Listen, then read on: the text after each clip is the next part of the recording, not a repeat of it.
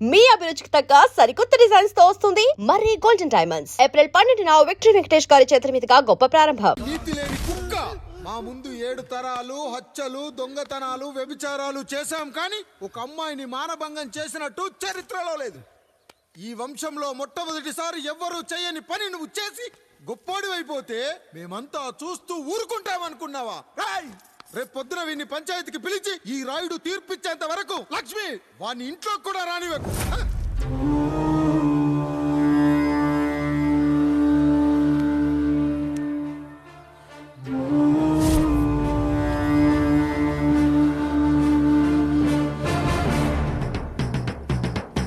ఇందు మూలంగా 50 మందికి తెలియజేయడం ఏమనగా పెదరాయుడు గారి కుమారుడు ఆయన తన ఇంట్లో పనిచేసే కాముడు కూతురుపై మానభంగ ప్రయత్నం చేసినందున రచ్చబండ దగ్గర తీర్మానం చేయబడింది.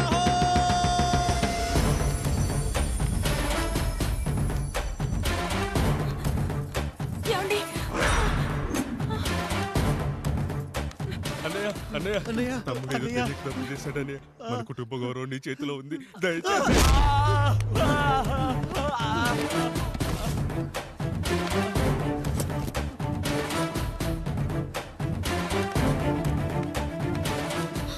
అయ్యా అయ్యా, తీర్పిచ్చే ముందు ఒక్కసారి ఆలోచించండి అయ్యా. ఎంతైనా మనింటి బిడ్డయ్యా. అవునయ్యా, అన్యాయం జరిగింది మా బిడ్డకి. చిన్నబాబు ఏదో చిన్న తప్పు చేశాడని. మనుషుల్లో 2 రకాలు. ఒకడు రోడ్డు మీద వెళ్తూ పొరపాటున పేడను తొక్కింది పేడ అని తెలుసుకొని నీటుగా వెళ్లి కడుక్కుంటాడు, వాడు ఉత్తముడు. ఇంకొకడు అదే పేడను తొక్కి రోడంతా బరబరా గీసి పరిసరాలను అపవిత్రం చేసి అప్పుడెళ్ళి కడుక్కుంటాడు. అలాంటి నీచుడు నా కొడుకు. నేను 3వ రకం. తొక్కింది పేడ అని తెలిసి కూడా దాని వేలుతో తీసుకొని ముక్కుతో వాసన చూసి ఆ దుర్వాసన భరించి కడగాల్సింది చెప్పు కాదు, కడగాల్సింది పేడ అని తీర్పిచ్చేవాడే ఈ రాయుడు.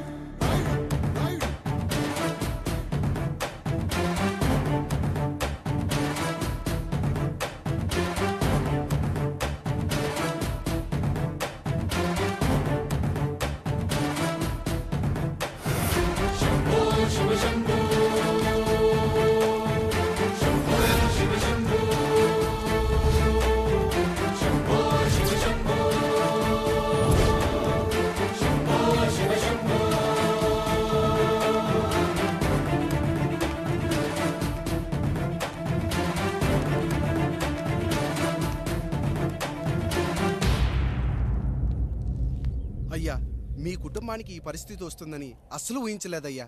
పచ్చటి పుచ్చకాయలో పుచ్చుంటుందేమో గాని పచ్చని మీ సంసారంలో ఇలా మీ తమ్ముడు గారు. కొన్ని తరాలుగా మా వంశం ఈ ఊరిని పరిపాలిస్తుంది. మా వంశానికి స్త్రీలంటే ఎంత గౌరవమో తెలుసా?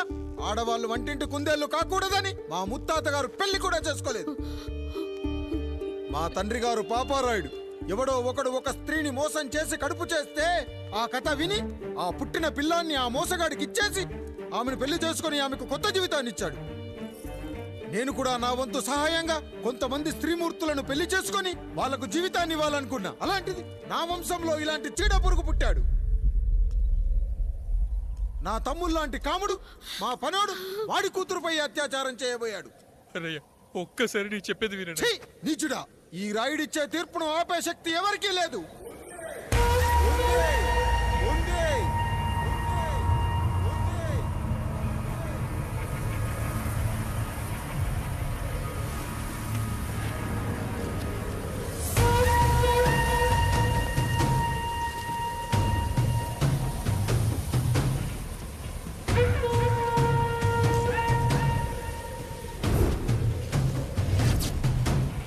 గుర్తుపట్టావా పెదరాయుడు?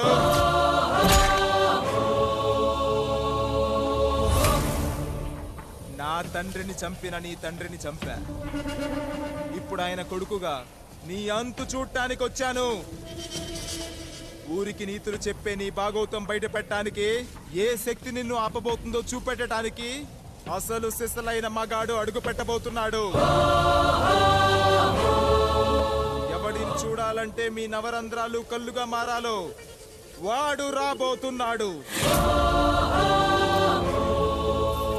చెప్పి వచ్చే తుఫాను కాదు వాడు, వచ్చాక చెప్పుకునే సునామీ వాడు. ఇక వాడిని ఆపటం అంటే ఎవరెస్ట్ ని క్రేన్ తో లేపటమే. పాపారాయుడు, పెదరాయుడు, ఆ రాయుడు, ఈ రాయుడు అని మీ బతుకుల్లో రాళ్ళు వేస్తున్న వాళ్ళకి సమాధానం చెప్పడానికి వస్తున్నాడు అసలు సిసలైన Rayudu. So I'm presenting you the one and only android. Android, android, android.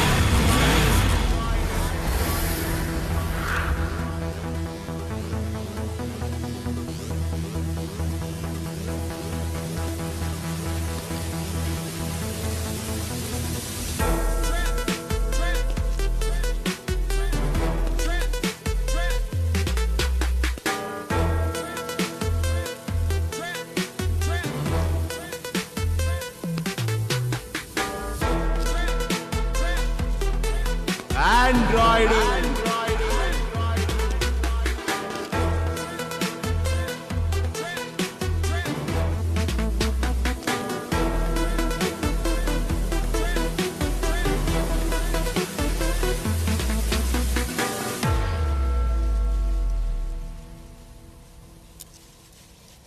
అమ్మా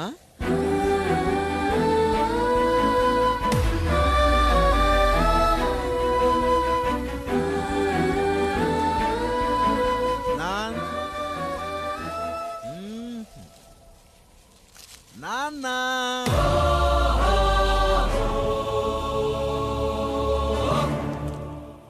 అసలేం జరిగిందో నువ్వు చెప్పమ్మా.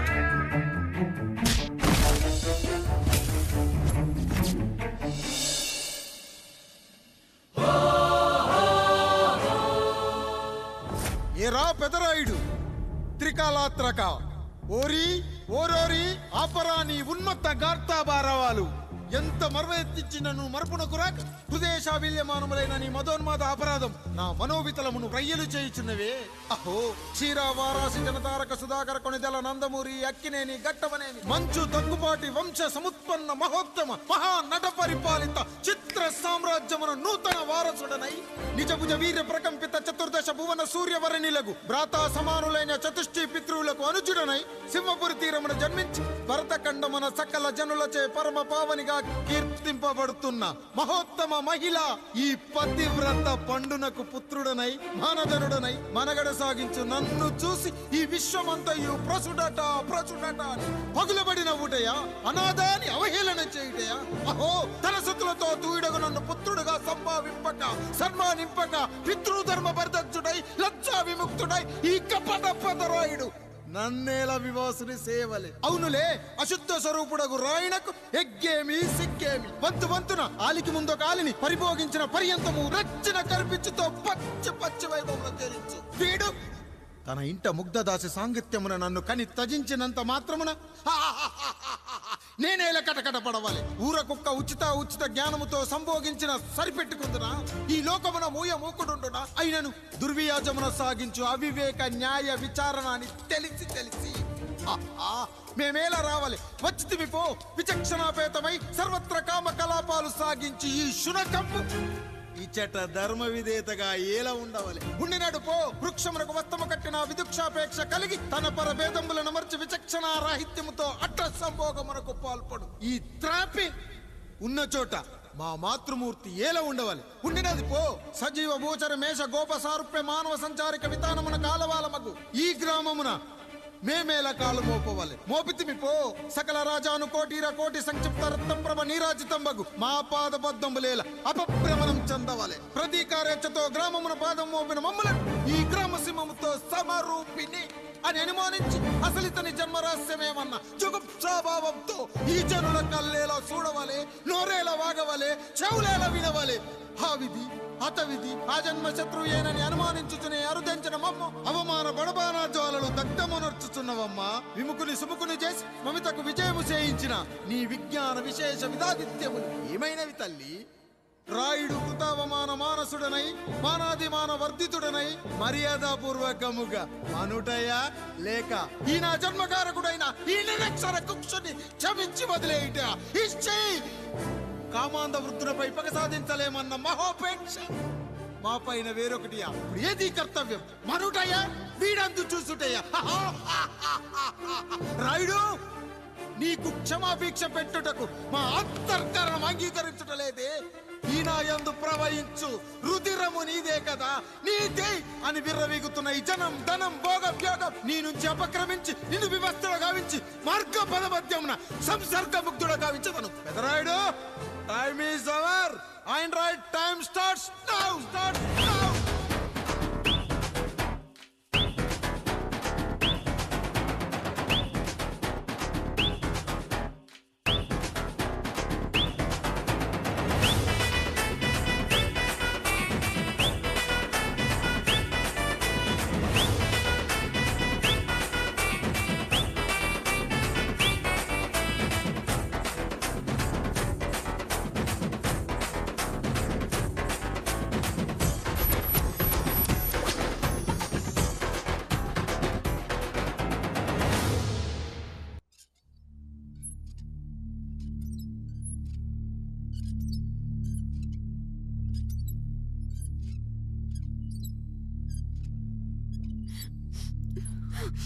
జానకి ఇంకెక్కడుంది? అక్క వెళ్ళిపోయిందండి. పాలక పాలేరుతో అండి. వెళ్లే ముందు ఉత్తరం రాసిచ్చింది, చదవమంటారా? ఏముంది అక్కడ చదవడానికి? మీ మనసులో చాలా మంది ఆడవాళ్ళకి ఖాళీ ఉందేమో కానీ బెడ్రూమ్ లో మంచంలో మట్టికి ఖాళీ లేదండి, అందుకే పోతున్నా అని రాసుంటది. అంతేనా? వదినా నువ్వుండు. ఉమ్మా అమ్మా, ఎంత పరువు తక్కువ.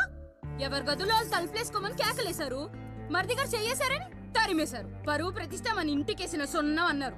తీరా చూస్తే పని మంచితో సరసం సంతానం.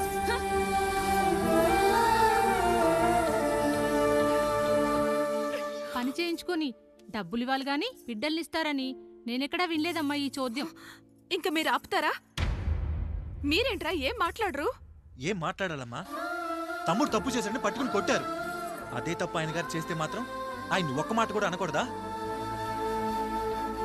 అంటే అమ్మా, రేపు ఎప్పుడైనా మాకు కూడా ఇంకో ఫ్యామిలీ పెట్టుకోవాలని కోరిక కలిగినప్పుడు అప్పుడు నువ్వు చేసిన పనే మేము చేసావు నాన్న అని చెప్పడానికైనా ఇప్పుడు మాట్లాడాలి కదమ్మా. కావాలనుకున్నప్పుడల్లా అమ్మని తెచ్చుకున్న ఆయనకి తమ్ముడికో ఆడతోడు కావాలని తెలీదా? రోజు బట్టలపి స్నానం చేస్తాడు కదా. తమ్ముడు బాగా ఎదిగాడని అర్థం కాలేదా? పని మనిషితో ఆయన చేస్తే శృంగారం, ఆవిడ కూతురుతో నేను చేస్తే వ్యభిచారమా?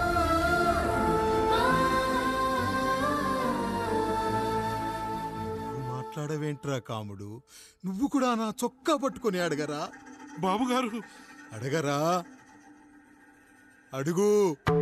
నా భార్యకు పుట్టిన బిడ్డ నీ పోలికలతో పుట్టాడు, ఏం చేసావని అడగరా?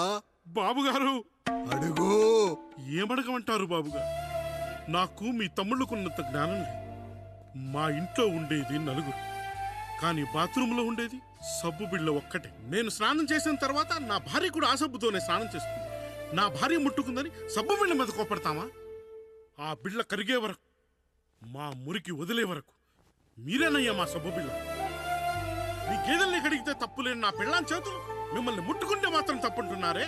వీళ్ళ ఉద్దేశంలో మీరు పశువు కంటే హీనమనా? ఏమిటి అన్యాయం? నా వరకు ఆ బిడ్డ నా దేవుడిచ్చిన ప్రసాదం. అది పూజారి ఇచ్చాడా ఇంకోటి ఇచ్చాడా నాకు అనవసరం. అయినా పూజారి పొంగలి పెట్టకపోతే దేవుడి మీద కోపం ఎందుకయ్యా? ఏమో, మా కోసం చెమట చిందించి పనిచేసే ఈ కాముడికి నేను చెమటోడ్చి ఒక బిడ్డను ప్రసాదిద్దామని మీరు అనుకున్నారేమో. ఇందులో కూడా నా మంచే కదయ్యా మీరు ఆశించారు. కానీ వీళ్ళు మీ ఔన్నత్యాన్ని ఎప్పటికీ అర్థం చేసుకోలేరయ్యా, అర్థం చేసుకోలేరు. అయ్యా, ఈరోజు మీ పెళ్ళాం పాలేరుతో వెళ్ళిపోయి ఉండొచ్చు, మీ బిడ్డలు ఈరోజు మిమ్మల్ని తిట్టచ్చు. కానీ ఈ కాముడు మిమ్మల్ని ఎప్పుడూ వదిలి వెళ్ళడు. మీ చావును ఈ కళ్ళతో చూసే వరకు మిమ్మల్ని వదిలిపోడయ్యా, వదిలిపో. మీరే మా దేవుడు, మీరే మీరే మీరే మా దేవుడు, మీరే మా దేవుడు, మీరే మా దేవుడు.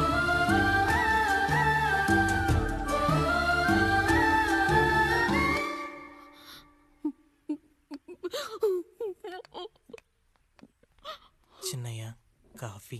చిన్నయ్య కాదు, చిన్నోడు. నేను మీ అక్క కొడుకును. నువ్వెందుకు ఏడుస్తున్నావమ్మా? చిన్నోడా, పెద్దయ్య గురించి అలా మాట్లాడకయ్యా. పెద్ద మనిషి డబ్బుంటే గుడి కట్టాలి, బడి కట్టాలి. వెళ్ళిన చోటల్లా కనిపించిన దానికల్లా బిడ్డలు నెచ్చుకుంటూ పోరు. ప్రతి ఊళ్ళో చెట్లు నాటించడానికి వాడేమన్నా అశోకుడా? గుప్పెడంత ఉల్లిని కోస్తేనే కన్నీళ్ళు వస్తాయి. బారెడంత నా తల్లి మనసు కోసాడు. వాడి కన్నీళ్లు కాదు, రక్తం రావాలి, వచ్చేలా చేస్తా. మనల్ని ఇంతగా మోసం చేసిన వాడికి ఆస్తి 3 పిల్లలు, నీకు మాత్రం పేదరికం ఒక్కడే పంట. వద్దు చిన్నయ్య, వద్దు చిన్నయ్య.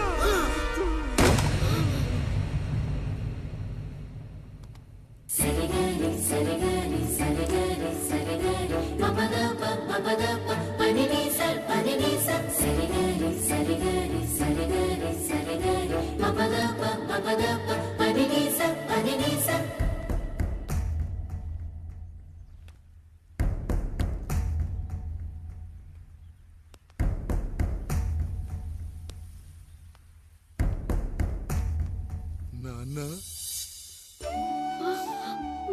నాన్న,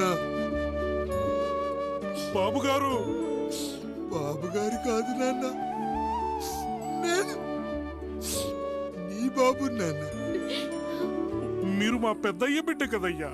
కష్టపడి రైతు దుక్కి దున్ని కోత కోస్తే విత్తనాల ఫ్యాక్టరీ వాడొచ్చి ఈ పంట నాది అంటే ఒప్పుకుంటావా నాన్న? ఈ భూమి నీది, ఈ పంట నీది.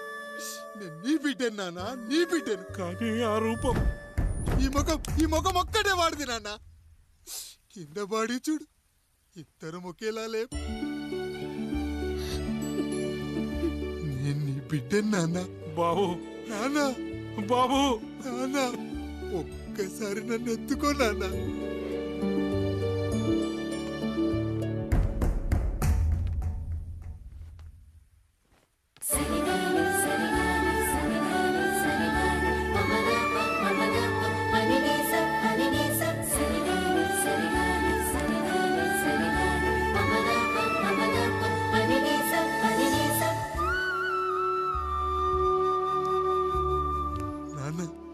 నువ్వెంత మంచివాడివి నాన్న. ఒకడు వాడిన టూత్ బ్రష్ నే ఎవ్వడూ చేత్తో పట్టుకోడు, అలాంటిది నువ్వు నోట్లో పెట్టుకొని తిరుగుతున్నావు. అమ్మ ఎంత అదృష్టవంతురాలు నాన్న, ఎంత అదృష్టవంతురాలు. చాలు బాబు, ఇది చాలు. చాలదు నాన్న, ఆ రాయుడు లెక్కేంటో తేలుస్తా. మన కుటుంబాన్ని ఇంత క్షోభ పెట్టిన ఆ రాయుడిని వదలనానా, వదలా. వాడంతేదో చూస్తా.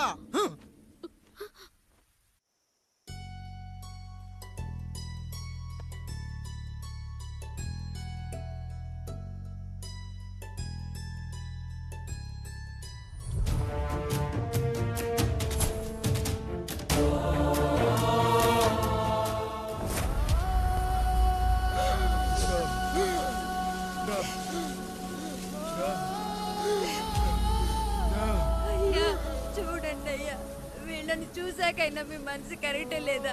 తాగటానికి నీళ్లు లేక చావు బతుకుల మధ్య కొట్టు బిట్టాడుతున్నారయ్యా. పచ్చగా ఉండే ఈ ప్రాంతానికి ఏం దిష్టి తగిలిందో ఏమో. భూమిలోనే కాదు, మా కళ్ళల్లో కూడా నీరు ఇంకిపోయేలా చేశాడా దేవుడు. ఇకంతా మీ చేతుల్లోనే ఉందయ్యా. చూడమ్మా, వర్షాలు లేక కరువుతో రాష్ట్రం కష్టాన్ని కూడా అరువు తెచ్చుకుని బతుకుతుంది. నా కాళ్ళ మీద పడితే ఏమీ రాదు, పైనుండి వర్షం పడాలి. అయ్యా మినిస్టర్ గారు, మీరైనా ఏదో ఒకటి చెయ్యండి అయ్యా. నేనేం చేయనమ్మా, ఇక ఆ దేవుడే మిమ్మల్ని కాపాడాలి. ఎవడొస్తాడో మిమ్మల్ని కాపాడడానికి. ఎన్నాళ్ళు అడుగుతారా ఎవడొస్తాడు, ఎప్పుడొస్తాడు, ఎక్కడి నుంచి వస్తాడు అని?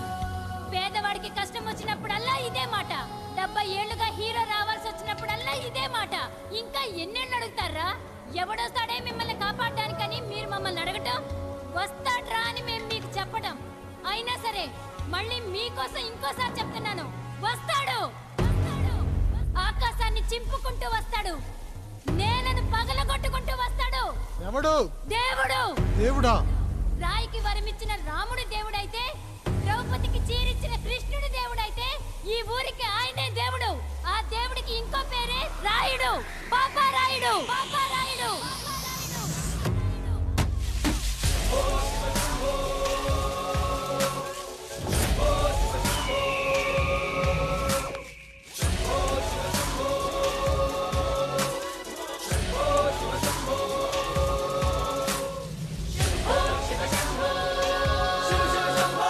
శంభో శివ శంభో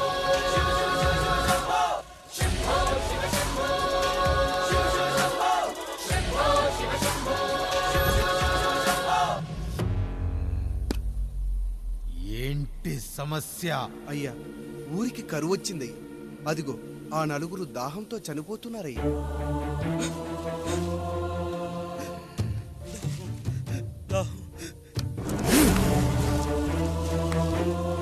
పాపారాయుడు తీర్పు ప్రకటిస్తున్నాడు. ఈ గ్రామం ఇంతకు ముందెప్పుడు ఎదురవ్వని సమస్య.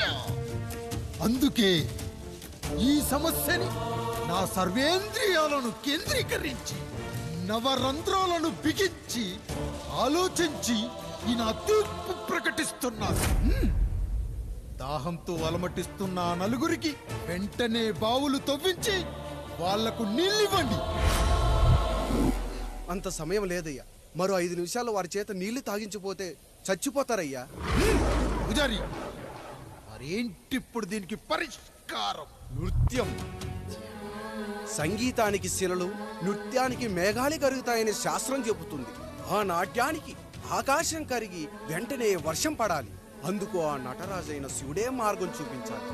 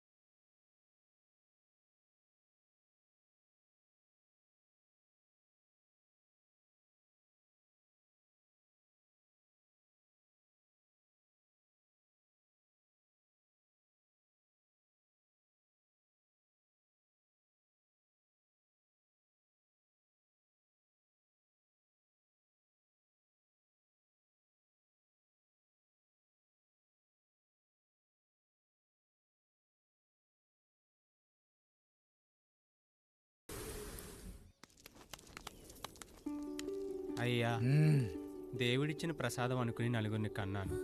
3 పెళ్లి చేయగలిగానయ్యా. ఈ ఊరి ఏమిచ్చినా మీరు తీసుకుంటారు కదయ్యా. ఇది మిగిలిపోయింది. తమరే ఏదో ఒకటి చెయ్యండి అయ్యా.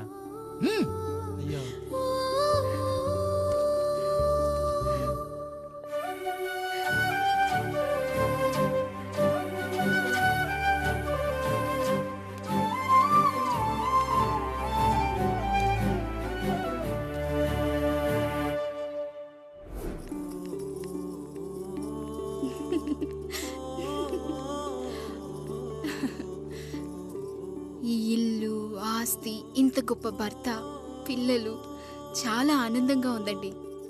కానీ నాకు ఒకటే లోటు. మన తర్వాత మన పిల్లల్ని చూసుకోవడానికి వీళ్ళకొక అన్నయ్య కావాలండి. అచ్చం మీ పోలికలతో వీళ్ళకొక అన్నయ్యని కందామండి. నువ్వు అడిగితే కాదనగలనా?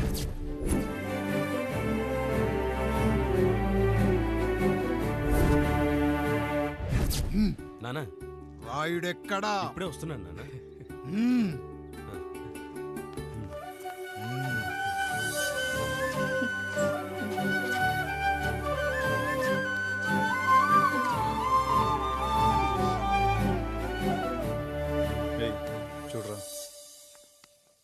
అన్న మీద పగ తీర్చుకోవడానికి నీకు ఇదే సరైన సమయం.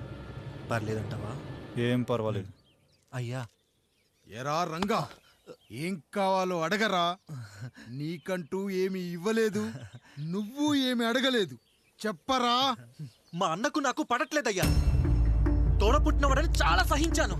అడ్డమైన దానాలు చేసి ఆస్తి మొత్తం పోగొట్టాడు. ఇప్పుడేం కావాలరా? కొద్దిగా ఈ కత్తి తీసుకొని వాడిని చంపి పెట్టండి అయ్యా.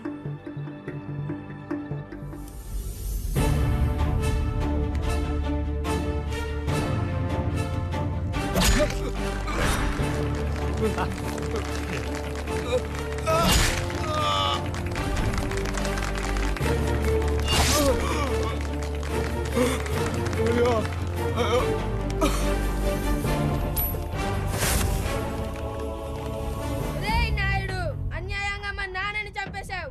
గుర్తుంచుకో, ఈ నాయుడి కొడుకు నీ కుటుంబం పాలిట సైనికుడిగా మారబోతున్నాడు. నిన్ను, నీ కొడుకుని, ఆడికి పుట్టబోయే కొడుకుని అందరినీ లేపేస్తా.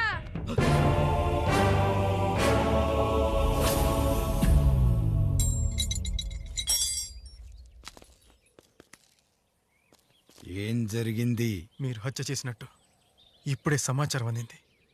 తగిన సాక్ష్యాధారాలు పరిశీలించిన పిమ్మట మీకు యావజ్జీవ కారాగార శిక్ష, 2000 రూపాయల జరిమానా విధిస్తూ అరెస్ట్ చేస్తున్నాను. అయ్యగారు నా కోసం చేసిన త్యాగాన్ని హత్య అంటుందా మీ చట్టం? ఇదెక్కడ న్యాయం? మనిషికి ఇచ్చిన మాట నిలబెట్టుకుంటే అరెస్ట్ చేస్తారా? ఏ దేశంలో ఉంది చట్టం? నన్ను ఏం చేయమంటారు రాయుడు గారు? 9వ తరగతి చదివి ఊర్లో గాలికి తిరుగుతున్నా నన్ను మీ మనిషి ఒకడు పోలీస్ స్టేషన్లో ఉండాలని నన్ను ఎస్ఐన్ చేశారు. సాటి మనిషిని స్వేచ్ఛగా హత్య చేసుకోవాలని దౌర్భాగ్య స్థితిలో బతుకుతున్నాం మనం. మీరు చేసిన ఈ గొప్ప పనిని అర్థం చేసుకునే సంస్కారం, విజ్ఞత, విజ్ఞానం మాకు లేవు సార్, మాకు లేవు.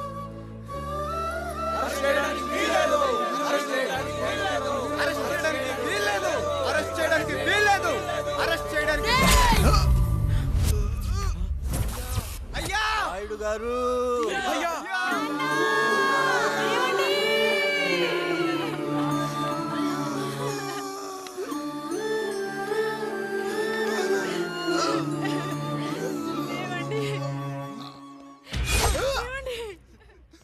నొప్పిగా ఉందిరా.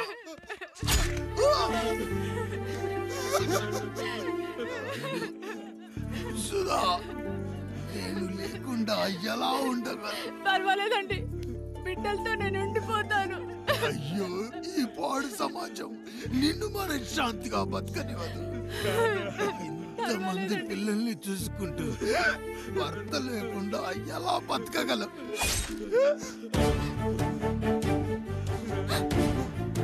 వద్దండి.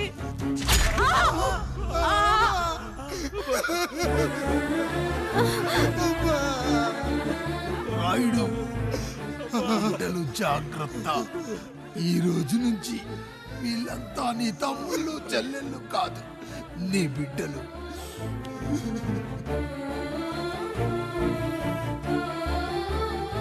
ఎక్కడికి వెళ్ళనురా. నీ కష్టం వస్తే ఒక్కసారి నాన్న అని పిలవరా.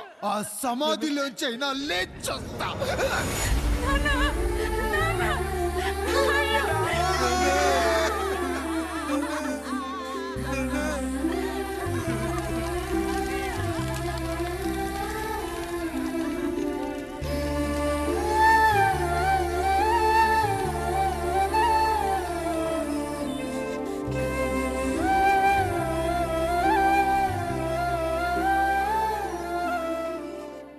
ఇందు మూలంగా 50 మందికి తెలియజేయనిదేమనగా, ఊరికి కొత్తగా వచ్చిన యాండ్రాయిడ్ తన తండ్రి పెదరాయుడు అని ఆస్తిలో వాటా పంచమని రచ్చబండిని ఆశ్రయించడం వలన గ్రామ పెద్దలందరూ రేపు 11 గంటలకు రాయుడు గారింటికి రావాల్సిందిగా కోరుచున్నాము.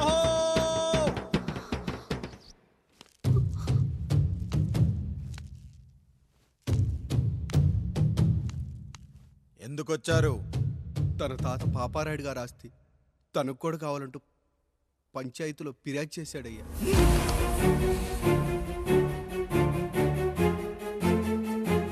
మస్తా గారు, ఆ దస్తావేజులు ఇవ్వండి. అయ్యా, మరి మా సంగతి ఏంటి? అడగరేంటి? అవునన్నయ్య, ఈరోజు మీ పన్మేష్ కొడుకొచ్చాడు, రేపు ఆ పాలదం కూతురు వస్తుంది.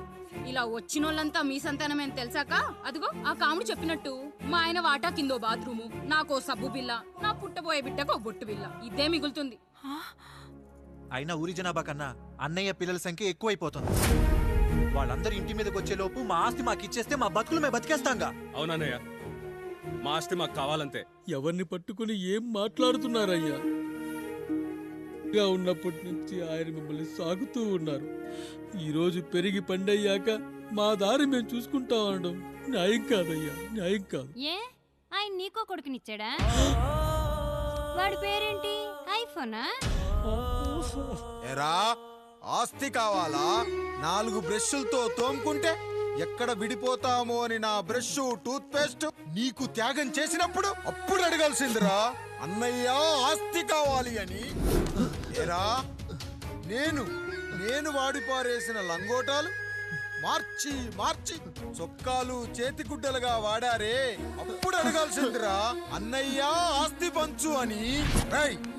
నువ్వు 6 నెలల పసిగందుగా ఉన్నప్పుడు పాల కోసం ఏడుస్తుంటే నిన్ను తీసుకెళ్లి పసుల దొడ్లో కట్టేశానే, అప్పుడు అడగాల్సిందిరా అన్నయ్య నాకు ఆస్తి కావాలి అని. మా తండ్రి గారు పాపారాయుడు పోలికలు నాకు, నా పోలికలు ఆయన రాయుడికి. అసలు మా కుటుంబంలో ఏ పోలికలు లేని మీకు ఎందుకు ఇవ్వాలరా ఆస్తి? ఆస్తి లేదు, గీస్తి లేదు. Get out, get out, get out, get out, get out అని నేను అనొచ్చు, కానీ అనగలనట్రా? అనలేను. ఎందుకంటే మీరంతా నా తమ్ముళ్ళు, నా చెల్లెళ్ళు. రక్తం తాగిన దోమ కూడా వెళ్ళేటప్పుడు కృతజ్ఞతగా ఏ మలేరియానో టైఫాయిడో వదిలి వెళ్తుంది. కానీ రక్తం పంచుకొని పుట్టిన మీరు ఈ అన్నయ్య కోసం ఆస్తి కూడా వదల్లేకపోతున్నారు కదరా. గుమస్తా గారు, నా యావదాస్తి నా తమ్ముళ్లకు చెల్లెళ్లకు వాళ్ళ పేర్ల మీద రాయండి. నాకు చిల్లి గవ్వ కూడా అక్కర్లేదు. ఇక ఈ ఇంటికి నాకు ఎటువంటి సంబంధం లేదు.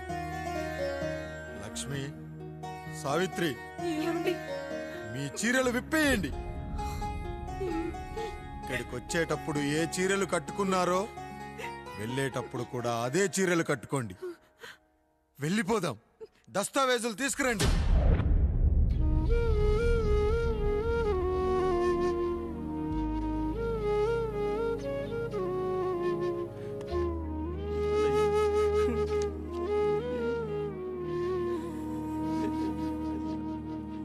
ఇక ఈ ఇంట్లో నా పేరు వినపడితే నా తమ్ముళ్ళు చెల్లెళ్ళు బాధపడతారయ్యా.